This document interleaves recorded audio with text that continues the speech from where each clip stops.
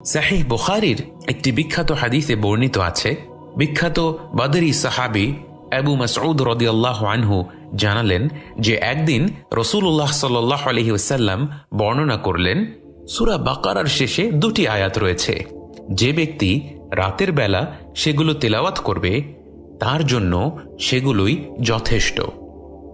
মুসলিম উম্মার আলোকিত আলেমগণ হাদিসে বর্ণিত যথেষ্ট শব্দের বিভিন্ন ব্যাখ্যা করেছেন। কেউ কেউ বলেছেন, কেউ যদি আয়াতগুলো তেলাওয়াত করে তাহলে সে তাহাজ্জুদ নামাজের সওয়াব পাবে, যদিও সে সেই রাতে তাহাজ্জুদ সালাত নাও আদায় করে। আবার কেউ বলেছেন, এই আয়াতগুলো শয়তানের বিরুদ্ধে তার জন্য রক্ষা কবচ হবে, অর্থাৎ এগুলো পাঠ করলে সারা রাত জিন শয়তান তার কোনো ক্ষতি করতে পারবে না। কেউ কেউ আবার ব্যাখ্যা করে বলেছেন, এই আয়াত দুটি জাহান্নামের আগুনের বিরুদ্ধে যথেষ্ট হবে। এগুলো ছাড়াও আরও বিভিন্ন ব্যাখ্যা পাওয়া যায়।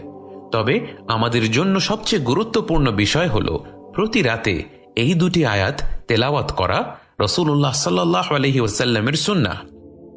আলী রাদিয়াল্লাহু আনহু তো বলেই দিয়েছেন, যার সামান্য পরিমাণ হিতাহিত জ্ঞান আছে সে এই আয়াত 2টি পাঠ না করে ঘুমোবে না।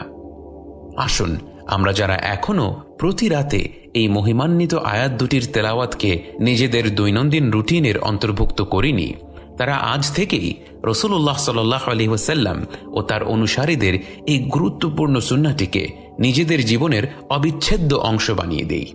নববী নূরে আলোকিত করি আমাদের জীবনকেও।